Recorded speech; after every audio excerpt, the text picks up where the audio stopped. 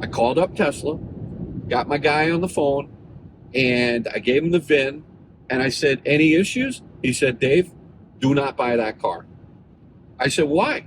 He goes, major accident. So that was interesting to me because it had a clean CARFAX. Welcome to another episode of Out of Spec Dave, where today I'm going to give you some warnings about what to do and what not to do if you're ever thinking about buying a used pre-owned car. I'm talking about the used car lots or seemingly large used car centers. They're not all good, folks, and I want to warn you about that. I also want to warn you about something else.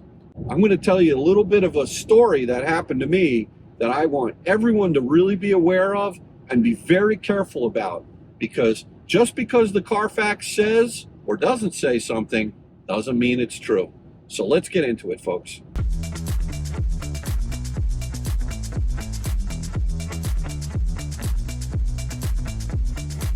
So many of you know that I've got a Tesla Model X on order, and actually today the dates just got pushed back. I went online, I already made a video about this, where you have to be really careful about some of these dealers that are in New Jersey, specifically the ones that I was dealing with, but use this generically. Just be very careful. You got to know how to ask the right questions. But here's something that happened.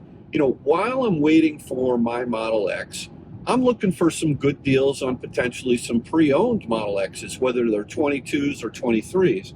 And I kind of liked what I was seeing with a couple of cars online. Some of the deals were too good to be true, turned out to be bait and switch. You can watch my other video about that. I'll put a link below to that one. But here's a situation where I was dealing with a quite, what appeared to be a somewhat of a reputable used car dealership, and the car I was looking at, it had very low mileage on it.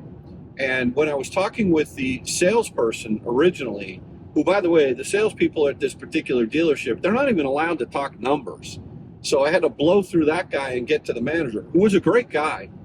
But they were trying, at least initially, to add on some packages like paint protection, and I don't know if it was undercoating, but there were all these things that they were trying to add on beyond the documentation fee of $899, and then the registration fee of a couple $100, which is reasonable. And I actually don't think a dealer fee of $799 or $899 for documentation is terribly overpriced. I think that's a fair. I would rather deal with a dealership that doesn't charge any fee.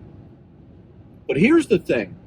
The car that I was looking at this perceived reputable dealership, it had a clean CARFAX.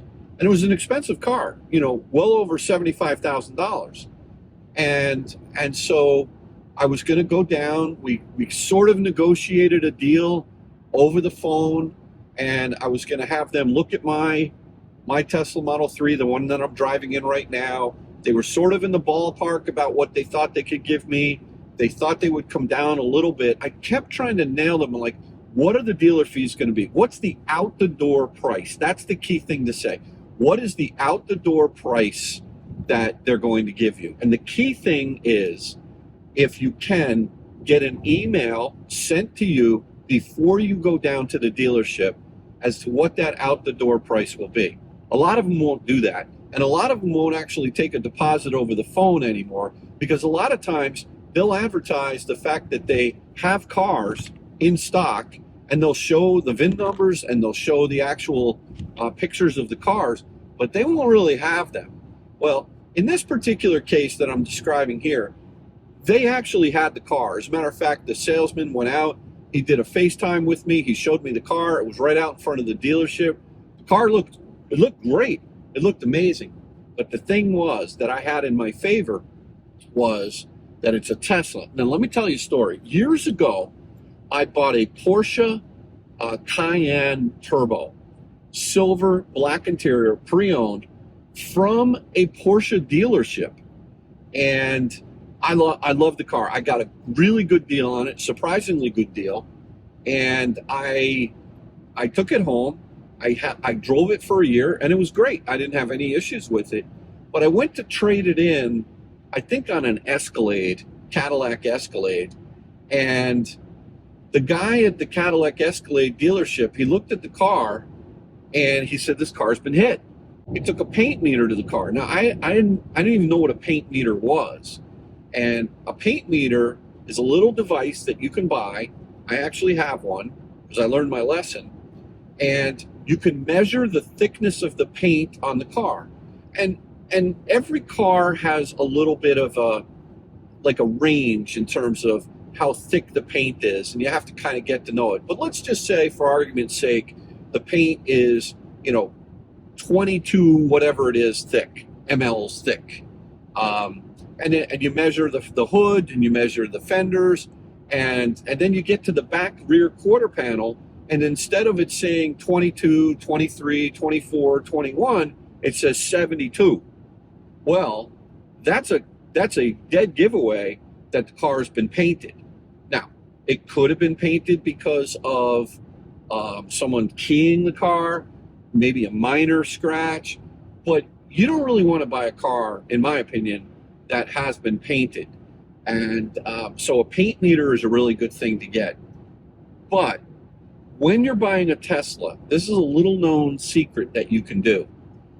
You can call up Tesla and give them the VIN number of the car that you're buying from a third party. If you're buying it from Tesla, you're going to be able to ask them for all the service records, because Teslas get serviced at Tesla service centers. So, but if you're buying a Tesla from a third-party used car lot, here's the trick. Call up Tesla, give them the VIN, and they will then tell you what the service history is. So you can get things, they won't give it to you if you're not buying the car from them, but verbally, what I have found is that if you're nice to the service guys, they will read off if there was anything, battery replaced, or, now, in the case of the car that I was going to go down and drive to New Jersey and look at, I called up Tesla, got my guy on the phone, and I gave him the VIN, and I said, "Any issues?" He said, "Dave, do not buy that car." I said, "Why?" He goes, "Major accident." So that was interesting to me because it had a clean CARFAX.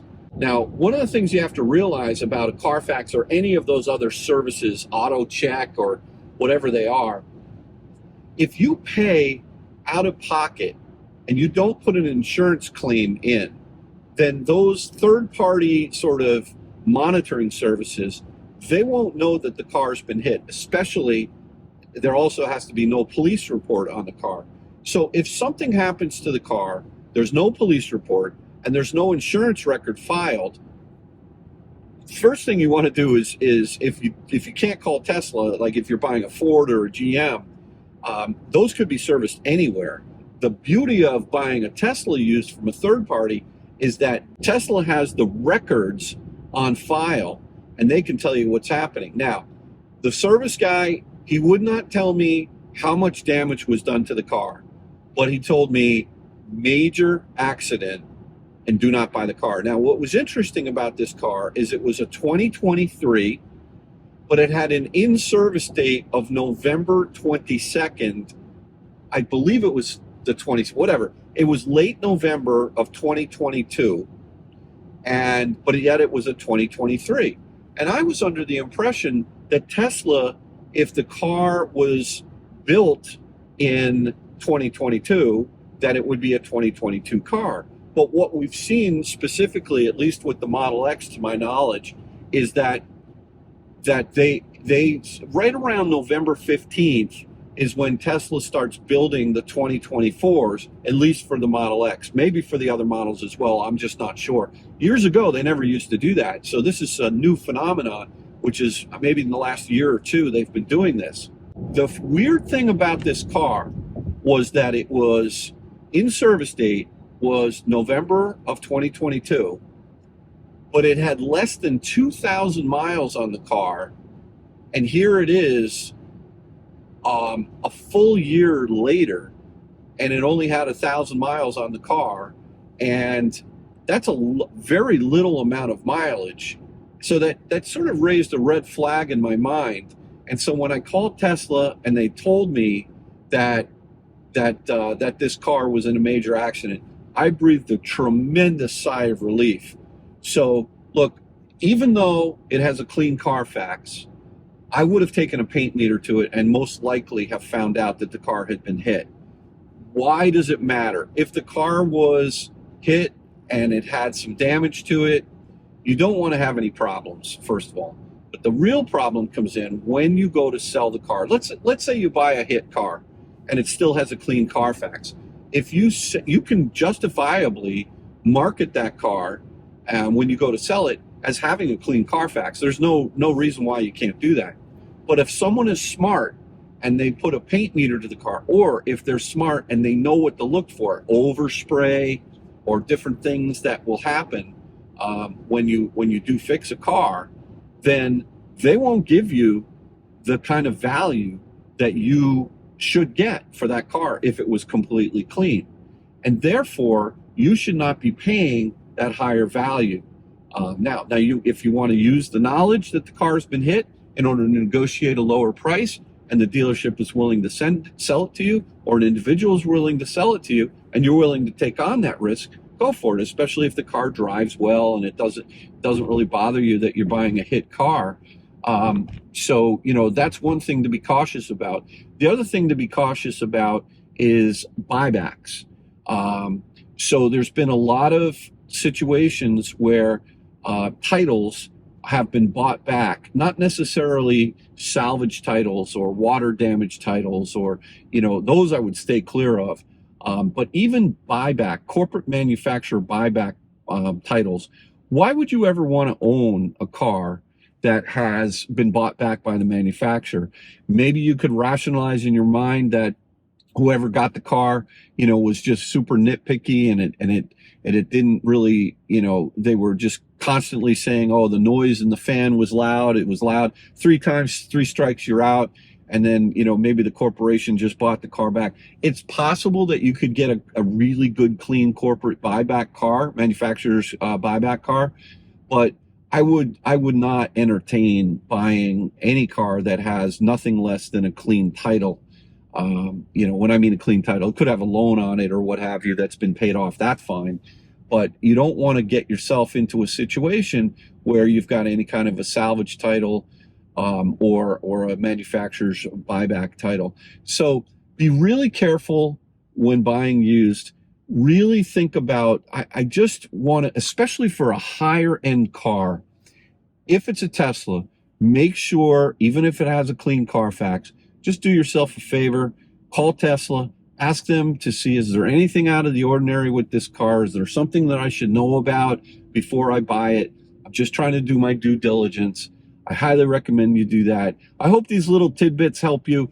For one, I dodged a bullet by calling Tesla this week. I was really into this car.